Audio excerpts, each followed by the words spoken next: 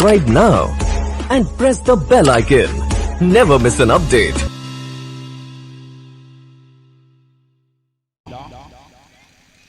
अल्हम्दुलिल्लाहिल्लज़ी अब्दाल अफ़लाक वल अर्दी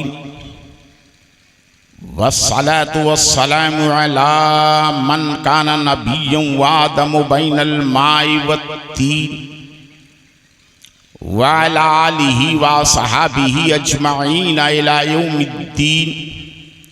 अम्मा बाद फ़ाऊज़ु बिल्लाहि मिनश शैतानिर रजीम। बिस्मिल्लाहिर रहमानिर रहीम। या अय्युहल्लज़ीना आमनुत्तक़ुल्लाह वकूनु मास्सादिक़ीन।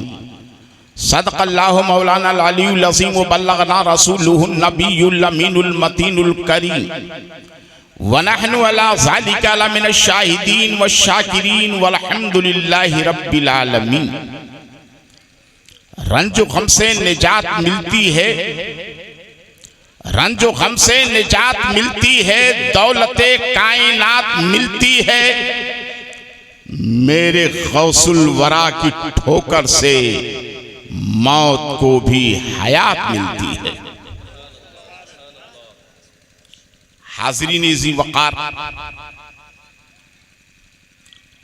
आप बखूबी जानते हैं कि आज की ये तक़रीबे सईद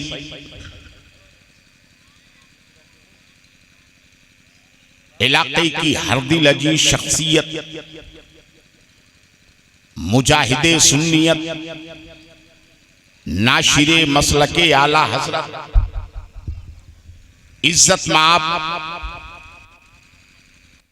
मोहम्मद अमीन साहब नव्वर अल्लाहु मरक़दहू के चहलुम के मौके पर मुनक़िद की गई। चूंकि मौसूफ इंतहाई नेक दीनत, नेक दिल और उम्मते मुहम्मदिया के खैर खाह की हैसियत रखते थे, इसलिए उनके जनाजे की नमाज में भी मैंने अकीदतमंदों का एक जम्मे गफीर देखा था। आज फातहे चहलुम के मौके पर दीवानों की ये भीड़ उनकी मकबूल तरीन शख्सियत की गम्माज़ी कर रही है। अल्हम्दुलिल्लाह, आज की इस पाकीज़ा इजलास से खिताब फरमाने के लिए जमाते अहले सुन्नत के मुमताज खुतबा, दिलों की दुनिया पर अपनी हुक्मरानी का परचम नस्ब करने वाले शोरा की पूरी टीम मौजूद है। अभी आपने बुलबुले खुशनमा हजरत नसीम अशफी को भरपूर अंदाज में समात किया। मेरे फौरन बाद जमाते अहले सुन्नत का अलबेला शायर हजरत शमीम कादरी के पैकर में आपके रूबरू होने वाला। यकीनन उनका कलाम आप दिल की धड़कनों को रोक कर समात करने पर मजबूर होंगे। और उनके बाद शाहीन काल, खतीब मुनफरदुल मिसाल हजरत अल्लामा मौलाना फारूक अहमद साहब क़िबला शेखुल अदब जामिया फैज़ुल उलूम पिपरी की आमद होगी। दुआया कलमात के लिए जमाते अहले सुन्नत का अजीम सरमाया, हामी सुन्नत, माहिए बिदात, सूफी मिल्लत हजरत अल्लामा मौलाना सूफी अब्दुस समद साहब क़िबला की जलवागरी होने वाली। मतलब मिंबर शरीफ पे जलवागरी वो तो पूरा इलाका जानता है। हजरत तशरीफ ला चुके हैं माशाअल्लाह। और मैं समझता हूं कि ये फाजिले अजल हजरत मौलाना कलामुद्दीन साहब, फाजिले जलील हजरत मौलाना शहाबुद्दीन साहब और अजीजुल कद्र मौलाना अनवार अहमद साहब की कोशिशों, काविशों और मोहब्बतों का नतीजा कि जिसे एक फोन कर दिया वो दौड़ा हुआ इस आबादी में पहुंच गया है। हजरत अताउल मुस्तफा हशमती को कौन नहीं जानता। ये जिस जलसे में पहुंचते हैं कामयाबी की जमानत बन जाते हैं। इंशाअल्लाह उनका भी रूह परवर कलाम आप समात फरमाएंगे। जामिया फैजुल उलूम के तलबा की नूरानी जमात भी मौजूद है। मैं थोड़ी देर के लिए हाजिर आया। जी तो ये चाहता था कि फातह चहलुम के मौके पर मौत के उन्वान पर गुफ्तगू करने की सादत हासिल करूं, मगर चूंकि ये मुकद्दस महीना गौसुल अक़वास, क़ुत्बुल अक़ताब, फर्दुल अफ़राद, महबूबे सुबहानी, गौसे समदानी, क़ुत्बे रब्बानी, शहबाज़े लामकानी, पीराने पीर सरकार गौसे आज़म का महीना और गौसे आज़म का हर दीवाना इस माहे मुक़द्दस में बगदाद के ताजदार का जिक्र खैर सुनना चाहता है। इसलिए थोड़ा उन्वान से हटकर आज आपके दिल के तारों को मैं सरकारे बगदाद की चौखट से जोड़ने की कोशिश करूंगा।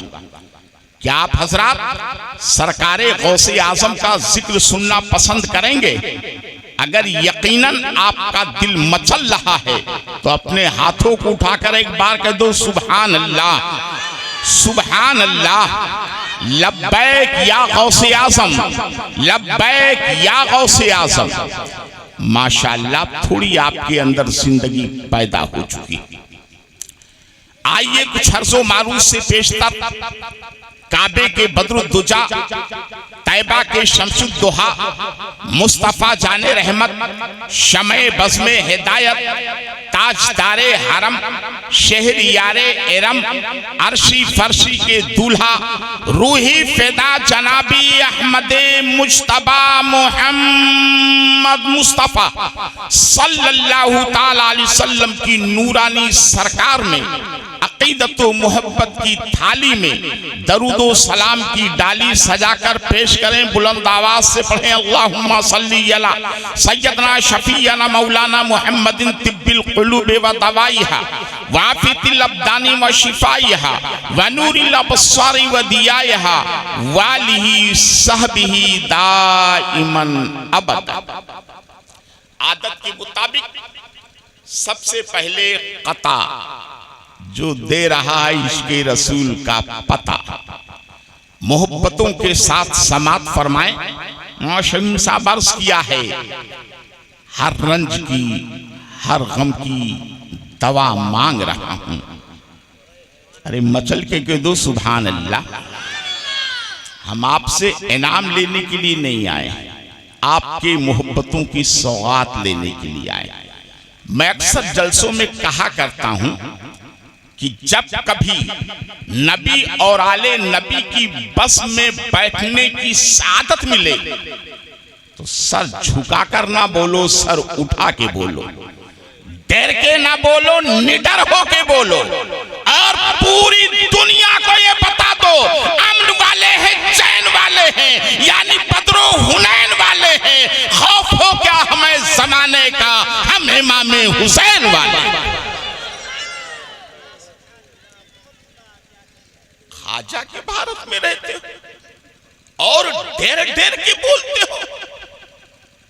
मर्दों के मजमे में मुर्दों की आवाज अच्छी नहीं लगती। आपकी एक एक सांस कह रही हो कि मोहब्बतों के हसीन गुलसिता में रहते हैं, बड़े सुकून से दारुल अमा में रहते हैं। हमारा बाल भी बेका न कर सकेगा कोई, हम अपने ख्वाजा के हिंदुस्तान में रहते हैं। हजरात, अगर ख्वाजा के छठी का खिचड़ा खाया है तो आज उसका हक भी अदा करना पड़ेगा। और ये तो 11वीं शरीफ का महीना चल रहा है, ना जाने कितने मुर्गे हजम हो गए होंगे और आखिरी तारीख तक कितनों का नंबर आने वाला। तो अगर मुर्गा खाए हो तो उसका ऐलान भी होना चाहिए कि उनके सदके हलाल खाते हैं, मुर्ग हम सालों साल खाते हैं, इसलिए दम है मेरे सीने में, गौसे आजम का माल खाते हैं। माशाअल्लाह, अब कुछ जिंदगी आ गई है। हाँ, मोहन साहब कहाँ गए? सुभान अल्लाह, आपने बड़ी कोशिशें की हैं, अल्लाह आपको सलामत रखे। तो वो शेर में अर्ज कर रहा था कि हर रंज की हर गम की दवा मांग रहा हूं, हर रंज की हर गम की दवा मांग रहा हूं, सरकार के दामन की हवा मांग रहा हूं। हाँ कलाम साहब, आप ऊपर बैठे, अच्छा नहीं लगता भाई। सोचिए, तुम्हें तो सबसे पहले बस में तशरीफ लाना था, जमाना क्या कहेगा शम्मा परवानों के बाद आया। ये इनकी और वहां शहाबुद्दीन साहब की मोहब्बत ही तो है कि लोग खींचे हुए चले आते हैं। शायद ऐसे ही लोगों के लिए किसी ने कहा था, अहले दिल अहले करम अहले वफा अहले खुलूस, ये वो सिक्के हैं जो हर दौर में चल जाते हैं। तो अब शेर समाप्त फरमाए पूरी जिंदगी के साथ। शेर समझ में आए तब भी सुभान अल्लाह कहो, ना समझ में आए तब भी सुभान अल्लाह कहो, समझ कर बोलोगे तब भी सवाब मिलेगा, बगैर समझे बोलोगे तब भी सवाब मिलेगा। क्योंकि सुन्नियों के तो दोनों हाथ में लड्डू होते हैं, इधर उनका गुंबद इधर उनकी जाली, न ये हाथ खाली न ये हाथ खाली, न ये हाथ खाली न ये हाथ खाली। अब वो शेर समाप्त फरमाए मौशमी साहब, हर रंज की हर गम की दवा मांग रहा हूं। हमारे आफ्ताब भाई कहाँ हैं? हर रंज की हर गम की दवा मांग रहा हूं, सरकार के दामन की हवा मांग रहा हूं, और जीने की तमन्ना है मुझे, इसलिए आका मरने की मदीने में दुआ मांग रहा हूं। जीने की तमन्ना है मुझे, इसलिए आका।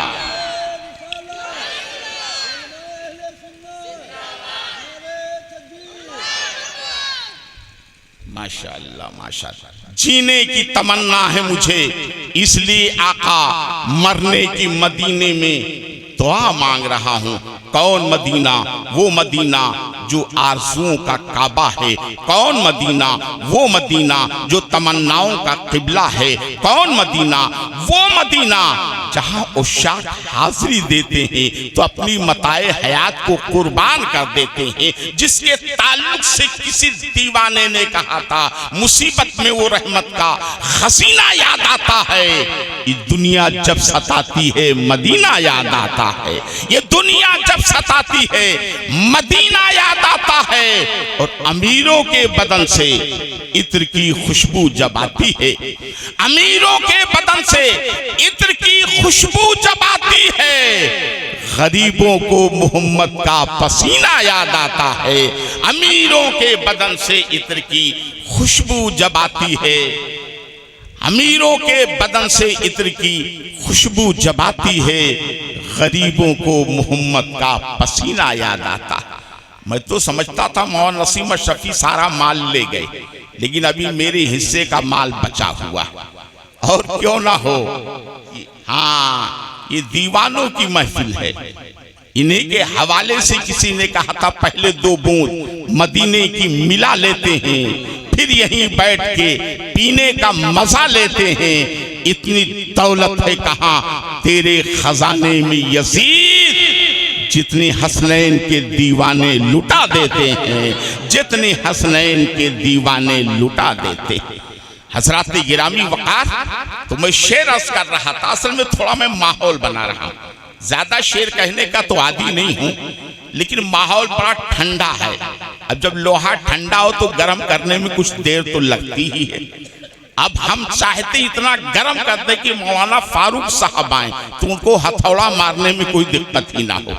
सुभान अल्लाह। तो शेर कह रहा था कि मुसीबत में वो रहमत का खजीना याद आता है, ये दुनिया जब सताती है मदीना याद आता है, वो अमीरों के बदन से इत्र की खुशबू जबाती है, गरीबों को मोहम्मद का पसीना याद आता है, गरीबों को मोहम्मद का पसीना याद आता है। अब आइए शहर मुस्तफ़ा से आगे बढ़े और बगदाद मोहल्ला में हाजिरी की सादत हासिल करें। सरकारे बगदाद के ताल्लुक से किसी दीवाने का एक शेर मेरे हाशिए ज़हन पर उभर रहा है। खूब कहा था उस कहने वाले ने कि वफा की पुख्ता इमारत को ढा नहीं देती, वफा की पुख्ता इमारत को ढा नहीं देते, हर एक दर पे दीवाने सदा नहीं देते। वफा की पुख्ता इमारत को ढा नहीं देते, हर एक दर पे दीवाने सदा नहीं देते, और जमाना टुकड़ों पे गौसुल वरा के पलता है। अगर आपका भी अकीदा है तो मतलब कह के दो सुभान अल्लाह। खुदा की कसम हम और हमारी नस्लें गौसे आज़म के टुकड़ों पे पल रही हैं, और खुदा करे कयामत तक हमारी नस्लों का यही अकीदा रहे। मेरा अपना तो यकीन है कि जमाना टुकड़ों पे गौसुल वरा के पलता है।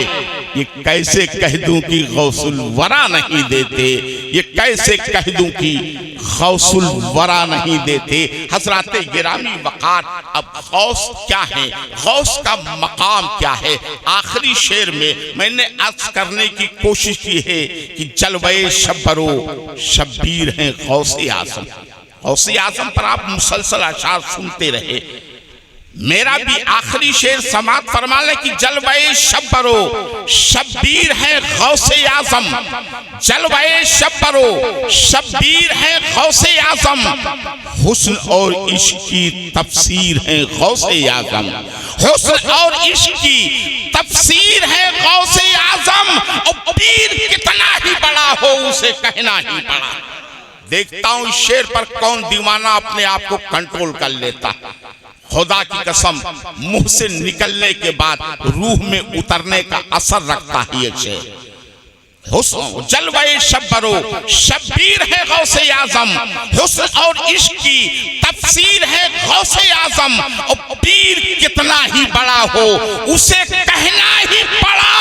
सारे पीरों से बड़े पीर है गौसे आज़म, सारे पीरों में बड़े पीर है गौसे आज़म, पीर कितना ही बड़ा हो उसे कहना ही पड़ा। सारे पीरों में बड़े पीर हैं गौसे आज़म। एक बार और झूम झूम कर दरूदे पाक पढ़ें। अल्लाहुम्मा सल्ली अला सय्यदना मौलाना मुहम्मदिन नाददा माफिल मिल्लाह सलातन दाइमतम बिदवामी मुल्किल्लाह। माशाअल्लाह माशाअल्लाह मुबारक। हज़रात, आज का दौर बड़ा पुरआशोक दौर है। नित नई जमातें बरसात के मेढक की तरह भारत की सरजमीन पर पैदा हो रही हैं, जो अपने बातिल अफकारों ख्यालात को सोशल मीडिया के जरिया नई नस्लों के जहन में रासिख करने की कोशिश कर रहे हैं। वो अपनी गंदी तहरीरों के जरिया नौजवानों को ये बावर कराने की कोशिश कर रहे हैं कि बुजुर्गों के मज़ारात पर जाने से कोई फायदा नहीं।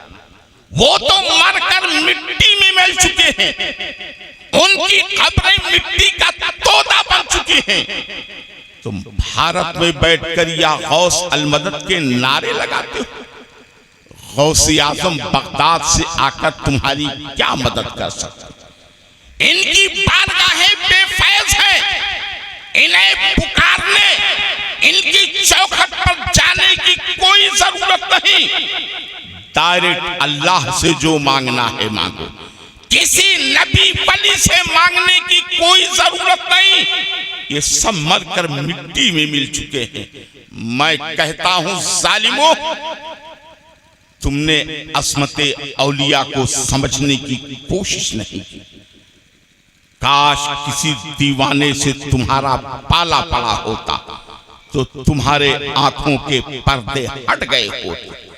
तुम कहते हो औलिया अल्लाह मरकर मिट्टी में मिल गए। हाँ, अहले सुन्नत का ये अकीदा है। कसम है रब्बे काबा की इज्जत और जलाल की, अल्लाह ने इन्हें ऐसी जिंदगी अता की है कि अगर इनकी निगाह मुर्दे पर पड़ जाए तो उसे भी जिंदगी की दौलत मिल जाएगा।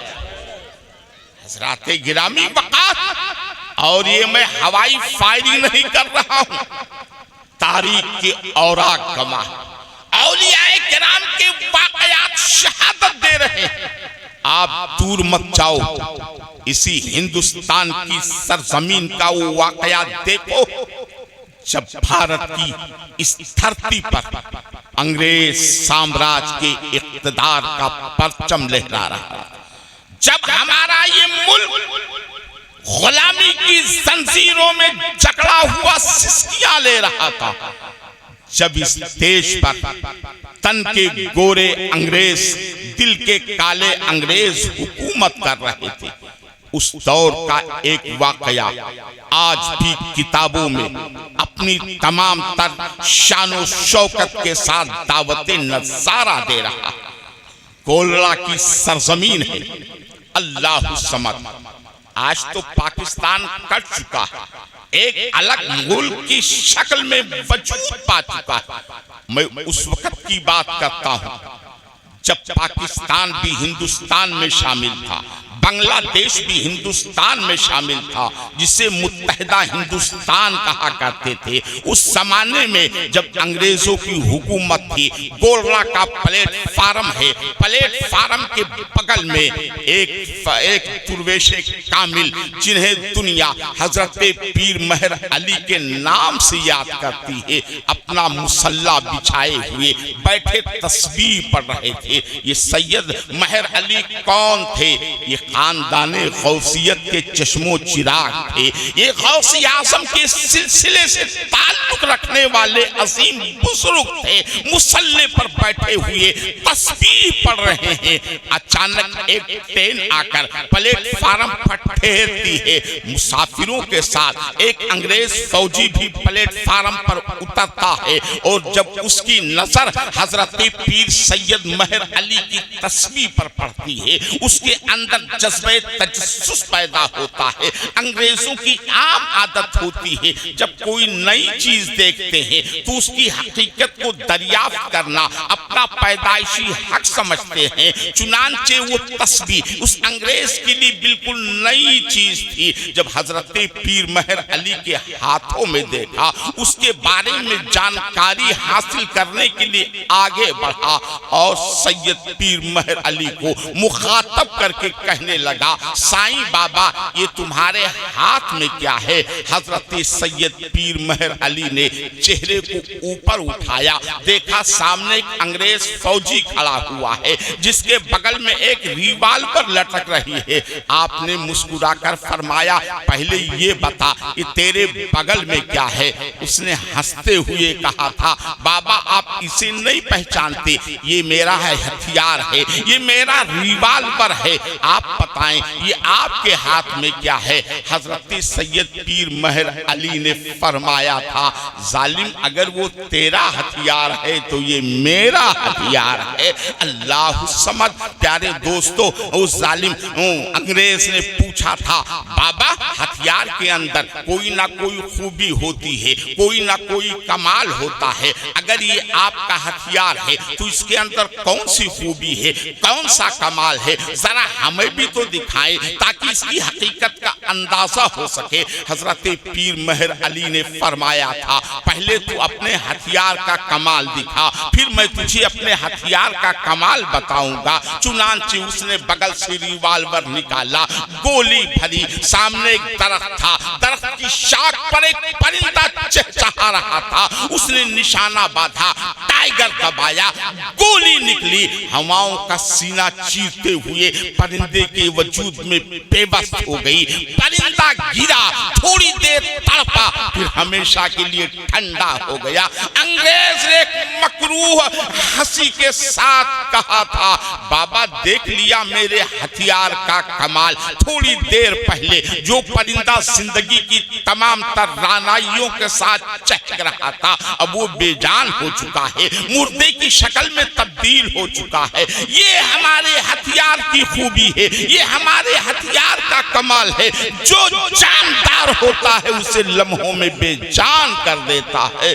इतना सुनना था, पीर मेहर अली उसके से वजूद उस चेहरे को देख रहे हैं। अंग्रेज ने कहा, बाबा मैंने अपने हथियार का कमाल दिखा दिया, अब जरा आप अपने हथियार का कमाल दिखाएं।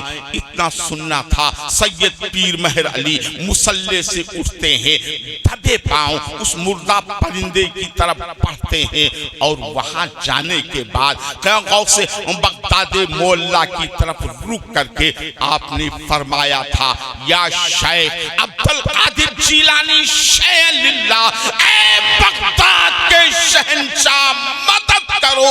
इतना कहकर अपनी तस्बीह को उस मुर्दा परिंदे के ऊपर डाल दिया। अरे तस्बीह का रखना ही था। उस परिंदे के अंदर जिंदगी की रमक पैदा हुई, परों को फड़फड़ाया और उड़ता हुआ जाकर दरख्त पर बैठ गया।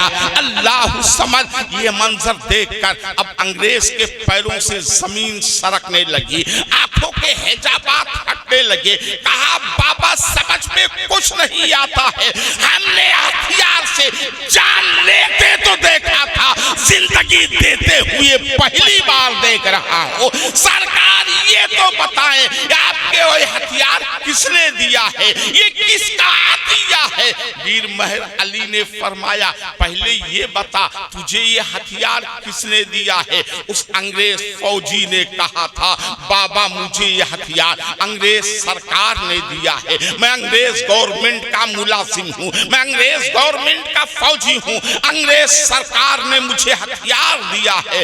अल्लाह अल्लाह, पीर मेहर अली की आंखों में आंसू आ जाते हैं, बगदाद की तरफ रुक करके फरमाते हैं, ऐ अंग्रेज फौजी सुन ले, अगर तुझे वो हथियार अंग्रेज सरकार ने दिया है तो मुझे ये हथियार बगदाद के ताजदार ने दिया। अंग्रेज का हथियार जान ले सकता है, जिंदगी दे नहीं सकता। आज आप देख रहे हैं फिलिस्तीन में क्या हो रहा है। इजराइल जैसी सैहूनी ताकत दुनिया के नक्शे से मिट चुकी होती, मगर अमेरिका जैसा बदमाश उसकी पीठ के पीछे खड़ा हुआ। और क्यों ना खड़ा होता, इस्राइल अमेरिका की नाजायज औलाद, उसी की ईमा पर इस्राइल दिन रात बमबारी कर रहा है। हजारों फिलिस्तीनी बेघर हो चुके हैं, माओ की गोद में बच्चे आखिरी हिचकियां लेकर दम तोड़ रहे हैं। शुहदा की को दफनाने के लिए कब्रिस्तान की जमीनें तंग हो चुकी। ये हथियार कहां से आते हैं? ये अमेरिका से आ रहे हैं, बर्तानिया से आ रहे हैं, फ्रांस से आ रहे हैं। इन जालिमों ने हलाकत का सामान तो पैदा कर लिया, मगर इंसान को जिंदगी अता करने का कोई सामान न आज तक दुनिया की कोई साइंस पैदा कर सकी, न कयामत तक पैदा कर सकती है।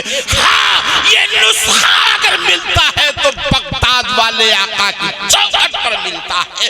तभी तो किसी दीवाने ने कहा था, ख्वाब और ख्वाब की ताबीर को जिंदा कर दे, मुर्दा तदबीर को तदबीर से जिंदा कर दे। गौसे आजम तेरे खुद्दाम को ताकत वो मिली, ये अगर चाहे तो तस्वीर को जिंदा कर दे।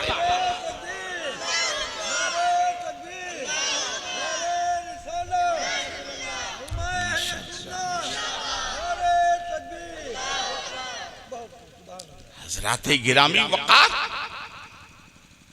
ये सैयद पीर मेहर अली कौन है? गौसे आजम के गुलाम ही तो है। अरे जब गुलाम की ताकत का ये आलम है तो वलियों के इमाम की ताकत का क्या आलम होगा?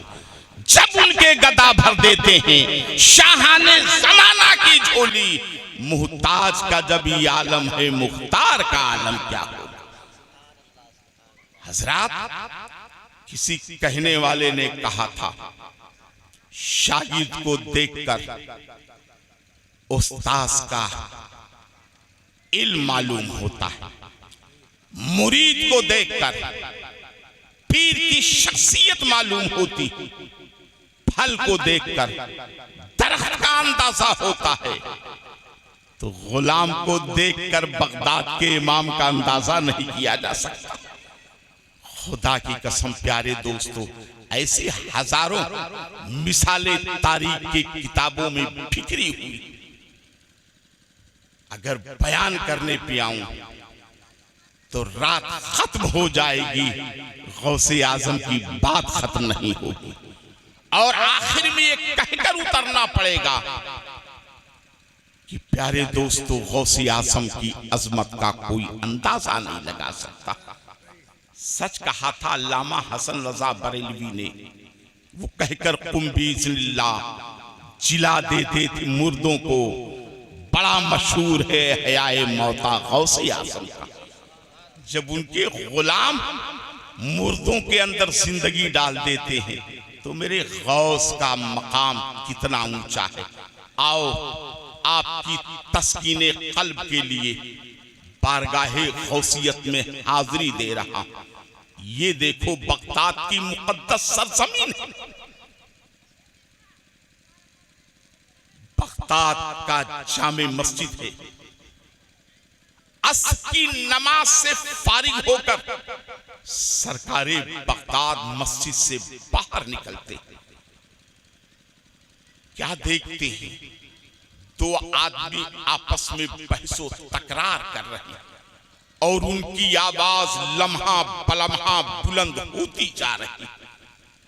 गौसे आजम ने जब ये मंजर देखा, आपके सीने में जज्बे तरफ़्फ़ुम पैदा हुआ, दरियाए करम में मौजें उठने लगी। आप तेजी के साथ उन लोगों की तरफ बढ़े और जाकर पूछा, बात क्या है? तुम्हारी पेशानियों पर सिलवटें उठी हुई, तुम्हारी आंखों से गज़ब की चिंगारियां निकल रही, तुम्हारे चेहरे का जोग्राफिया बदल चुका, तुम्हारी आवाजें इतनी कड़क क्यों हैं? किस बात पर तुम बहसो मुबाहिसा कर रहे? उनमें से एक शख्स आगे बढ़ा, कहने लगा, सरकार मैं मुसलमान हूं और ये ईसाई है। मैं कहता हूं मेरा नबी अफजल है, ये कहता है मेरा नबी अफजल। इतना सुनना था, गौसे आजम की गौसियत ने अंगड़ाई ली। फरमाया, ऐ ईसा अलैहिस्सलाम के मानने वाले ईसाई, तू किस बुनियाद पर अपने नबी को मेरे नबी से अफजल कह रहा? आखिर वजह फजीलत क्या, बरतरी का कारण क्या है? जरा बता तो सही। उस ईसाई ने जवाब दिया था, ऐ शेख अब्दुल कादिर जिलानी, आपका कुरान बोल रहा है, हदीसें शहादत दे रही, बुजुर्गों के अकबाल गवाही दे रहे हैं कि अल्लाह ने मेरे पैगंबर हजरत ईसा अलैहिस्सलाम को पामर अता किया था कि वो मुर्दों को ठोकर मारते थे, उन्हें जिंदगी की खैरात मिल जाया करती। मगर मैंने पूरे कुरान को अलहम्दो की अलिफ से लेकर वन्नास की सीन तक पढ़ा, हदीसों का मुताला किया, तारीख की वरक गर्दानी की, कोई आयत ऐसी ना मिली, कोई रिवायत ऐसी नहीं मिली जिससे आपके पैगंबर के बारे में वसूख के साथ कहा जा सके कि अल्लाह ने उन्हें भी ये मकाम अता किया था कि उनके हुक्म से मुर्दों को जिंदगी की दौलत मिल जाती हो, और जो मुर्दों को जिंदा कर ले जाए यकीनन उसका मकाम ऊंचा होता है, उसका मर्तबा बुलंद होता है। इतना इतना सुनना था। गौसे आज़म की पेशानी पर गौसियत का जलाल तारी हो गया और आपने फरमाया जालिम, सिर्फ इतनी सी बात पर तू अपने नबी को मेरे नबी से अफजल कह रहा है। अरे सुन, मैं ईसा अलैहिस्सलाम की अज़मतों को सलाम करता हूँ, मगर उस पैगंबर का कलमा पढ़ता हूँ जिनकी निस्बत ने और उनकी निस्बत ने मुझे वो मकाम अता किया है कि जिस मुर्दे को चाहूं मैं जिंदा कर सकता हूँ। अरे बॉस, मेरे नबी के चौखट पर दस्तक देने से पहले तो आ जरा मेरे पावर का अंदाजा कर ले। इतना सुनना था, वो ईसाई भौचक्का रह जाता है और कहता अब्दुल कादिर जिलानी, कहना बड़ा आसान होता है, करना बड़ा मुश्किल काम होता है। जो बादल गरजता है वो बरसता नहीं। आपने बहुत बड़ा दावा किया है, अब इस दावे के लिए आपको दलील भी देनी होगी। हजरत गौसे आज़म ने फरमाया था, नादान तू क्या समझता है मैं हवाई फायरिंग कर रहा हूँ? अरे रसूल कौनैन की निस्बत की बुनियाद पर अपने हर कौल पर ऐसी दलील रखता हूँ जिससे सामने वाली जमात जलील हो जाया करती है। पता किस मुर्दे को तू चाहता है, मैं उसे जिंदा करके दिखाता हूँ। अल्लाह समद प्यारे दोस्तों, अब ईसाई के अंदर एक यकीन की कैफियत पैदा होने लगी थी, मगर दिल में सोच रहा था दावा करना बड़ा आसान होता है, दलील देना बड़ा मुश्किल काम होता है। लाओ चल करके इनके गुफ्तगू का सदाकत का अंदाजा तो लगाया जाए। चुनांचे प्यारे दोस्तों, तारीख बताती है वो ईसाई आगे आगे चला, सरकारे गौसे आज़म पीछे पीछे चले। जब अहले बगदाद को पता चला आज गौसे आज़म मुर्दे को जिंदा करने जा रहे हैं, लोगों ने दुकानों के शटर खींच दिए, दरवाजों को मुकफ्फल कर दिया।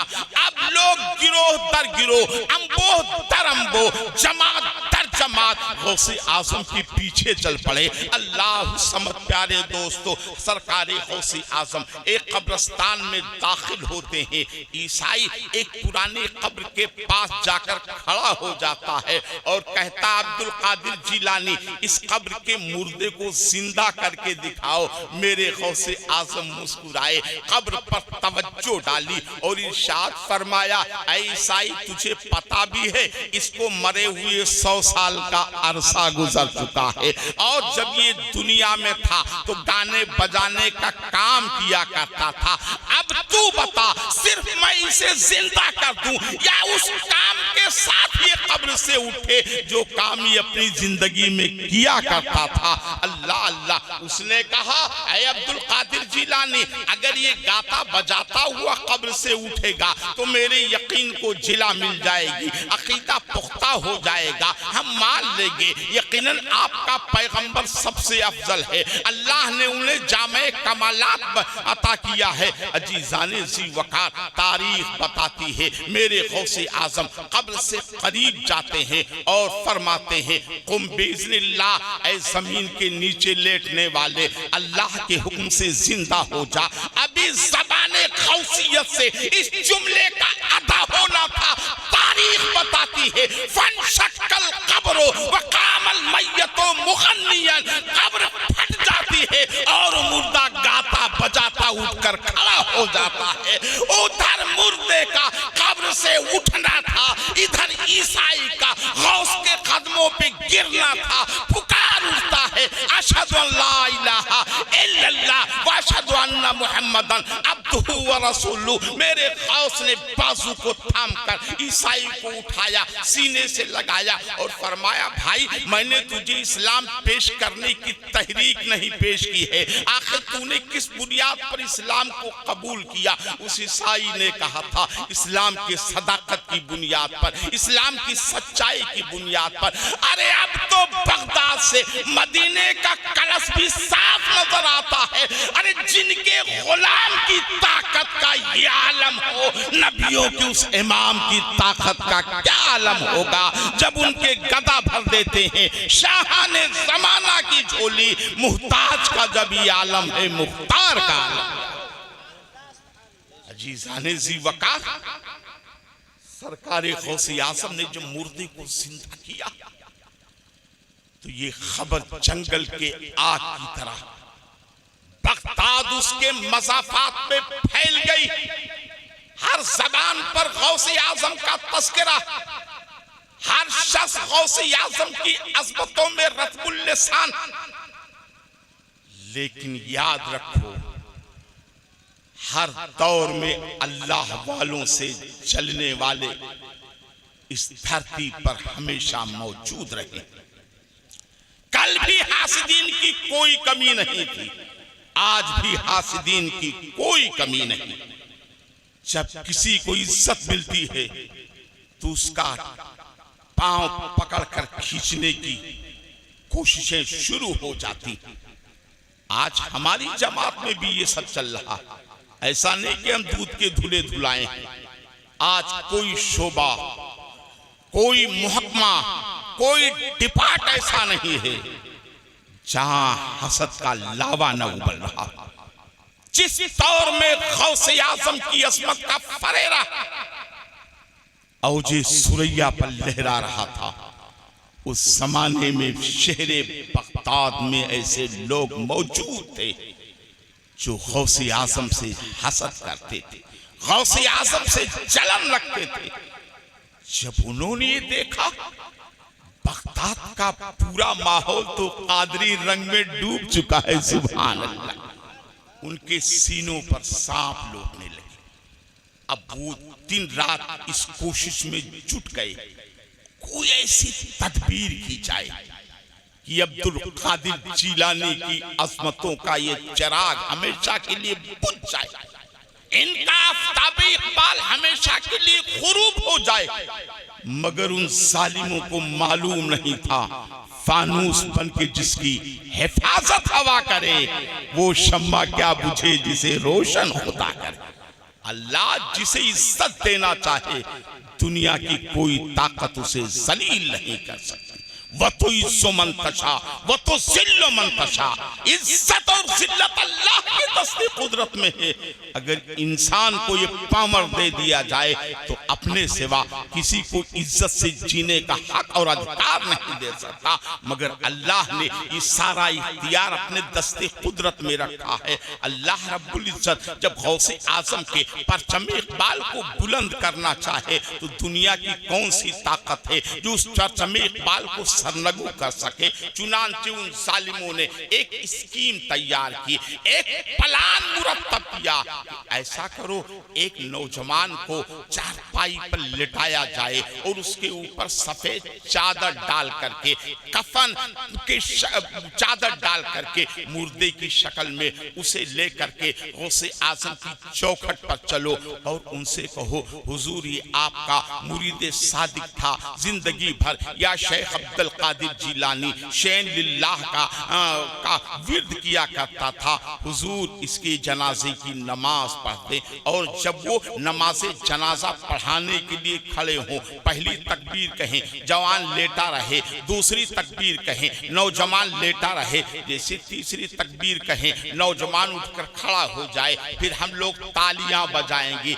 ये देखो अब्दुल कादिर जीलानी है, कहाँ कब्रिस्तान में खड़े होकर मिट्टी के नीचे लेटने वाले की खबर दे रहे हैं, मगर चादर के नीचे लेटने वाले का पता नहीं पा रहे हैं। उसी दिन इनकी अज़मतों का चिराग बुझ जाएगा, इनकी शमे रिफत हमेशा के लिए गुल हो जाएगी, इनके अज़मतों का आफ़ताब हमेशा के लिए डूब जाएगा। हम कह देंगे ये देखो आज अब्दुल कादिर जीलानी के ढोल का बोल दुनिया को मालूम हो गया है। चुनांचे इन जालिमों ने यही प्लान मुरत्तब करके एक नौजवान को तैयार किया, उसे एक चारपाई पर लिटाया, उसके ऊपर कफन नुमा चादर डाला और उसके बाद चार कांधों पर उठाए हुए सरकारे बगदाद की खानकाह के दरवाजे पर पहुंचे। अल्लाह समद प्यारे दोस्तों, ये वही मुकद्दस खानकाह है जिसकी हड्डियों पर पलने वाला कुत्ता दुनिया के शेर को भी खातिर में नहीं लाता है और जिसकी तर्जमानी करते हुए आला हजरत अजीमुल बरकत रफीउल दर्जत कंजुल करामत जबलुल इस्तिकामत गुलशन मोहम्मदी के पासबान इमाम अहमद रजा खान डंके की चोट पर ऐलान करते हैं, क्या तबे जिस पे हिमायत का हो पंजा तेरा, अरे शेर को खतरे में लाता नहीं कुत्ता तेरा। अल्लाह अल्लाह, उसी खानकाह के दरवाजे पर ये जालिम हाजिर, दरवाजा बंद। एक जालिम ने आगे बढ़कर दस्तक दी। गौसे आजम ने फरमाया, मन दक्कल बाप, दरवाजे पर कौन है? कहा, सरकार आपके गुलाम आपकी बारगाह में एक फरियाद लेकर आए। इन बहरूपियों का हाल तो देखें, दीन पर डाका डालने वाले इसी तरह बहरूपे बन कर आते हैं और हमारे सीनों से इश्के मुस्तफा की दौलत को छीनने की कोशिश करते हैं। इनसे हमेशा खबरदार रहना चाहिए। गौसे आजम ने जब ये दर्द भरी आवाज सुनी, दरवाजे को खोला, देखा सामने कुछ लोग खड़े हैं और उनके पहलू में एक चारपाई रखी हुई, जिस पर एक नौजवान लेटा हुआ, जिस पर कफनुमा चादर पड़ी हुई। गौसे आजम मुस्कुराए, फरमाया, कहो कैसे आना हुआ? कहा, सरकार आप देख रहे हैं, ये नौजवान जिसकी लाश आपकी चौखट पर रखी हुई, यह आपका बड़ा अकीदत केश था, आपका बड़ा अकीदतमंद था। उठते बैठते या शेख अब्दुल कादिर जीलानी शैनिल्लाह का वजीफा पढ़ा करता था। इसके रूह का रिश्ता आपकी चौखट से जुड़ा हुआ था। सरकार जब इसकी नब्ज़े हयात रुकने लगी थी, जब इसकी सांसें उखड़ने लगी थी, जब ये जिंदगी की आखिरी हिचकियां लेने वाला, इसने एक वसीयत की थी, जब मेरी रूह कब्ज़ से उनसरी से परवाज कर जाए तो मेरी मैयत को गौसे आज़म की चौखट पर रख देना और वलियों के शहंशाह से फरियाद करना कि मेरे जनाजे की नमाज पढ़ा दे। मेरा अकीदा है कि उनके हाथ दुआ के लिए जब उठ जाएंगे, इजाबत का दरवाजा खुद ब खुद खुल जाएगा। सरकार इस मरने वाले की आखिरी ख्वाहिश पूरी करने के लिए हम आपके बाबे करम पर हाजिर हुए। सरकार आप इसके जनाजे की नमाज पढ़ा दे। अगर आपने इनकार कर दिया तो इसकी रूह कब्र में तड़पती रहेगी। सरकारे गौसे आज़म, जिनका हाल ये है कि अपनी हथेली पर पूरी दुनिया को देखते, भला चादर के नीचे लेटने वाले जवान की कैफियत गौसे आज़म की निगाहें गौसियत से कैसे छुप सकती थी? आपने फरमाया, सुनो, पूरा बगदाद उलमा और मशाइख से भरा पड़ा, किसी से जनाजे की नमाज पढ़वा लो, रस्म पूरी हो जाएगी। क्या जरूरी है कि इसके जनाजे की नमाज अब्दुल कादिर ही पढ़?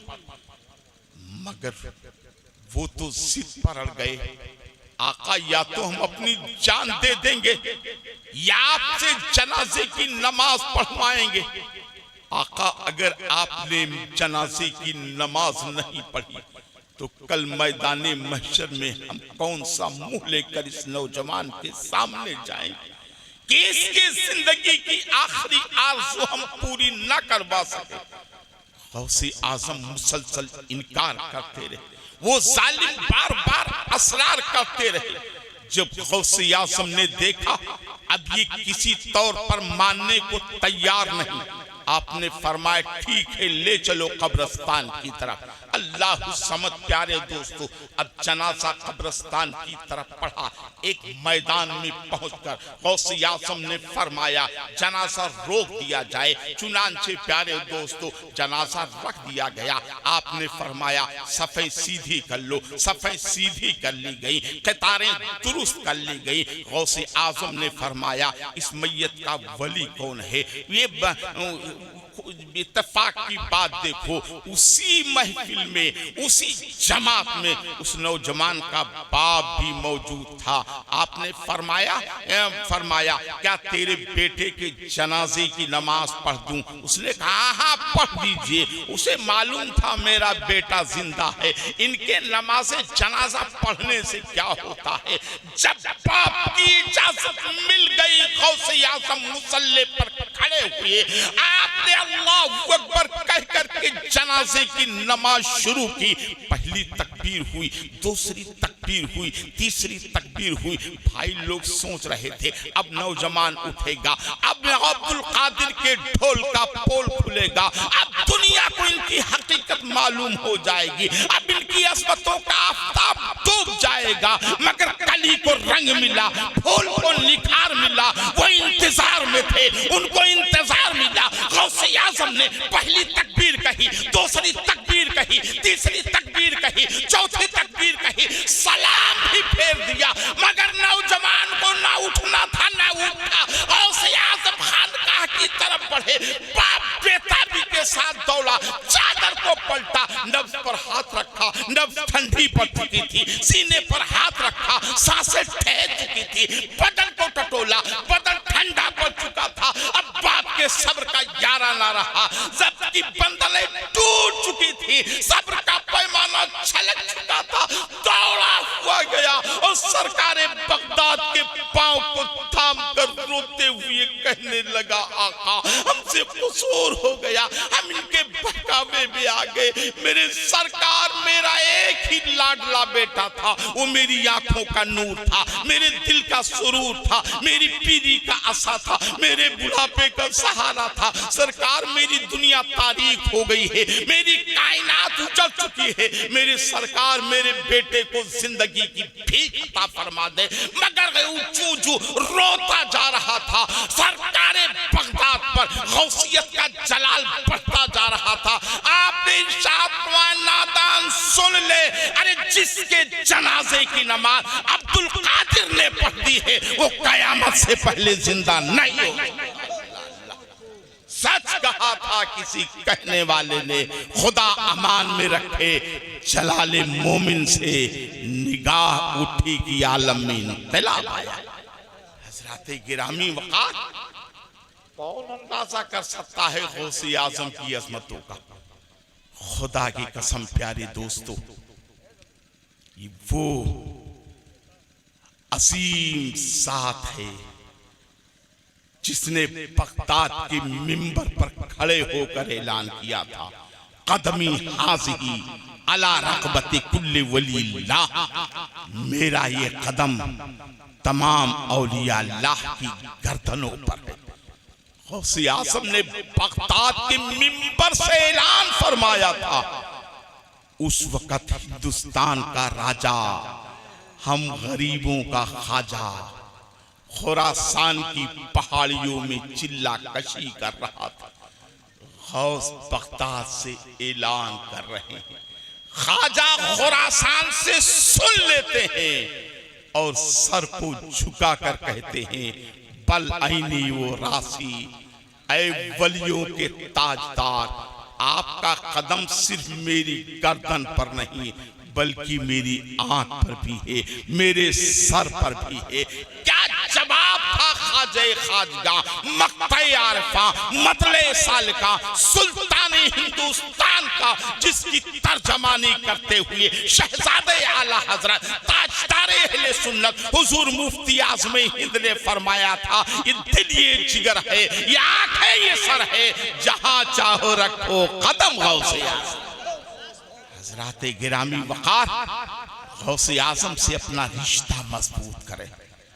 खुदा की कसम मेरा ये अकीदा बोल रहा है कि मेरा गौस कल भी जिंदा था, आज भी जिंदा है, सुबह क़यामत तक जिंदा रहेगा।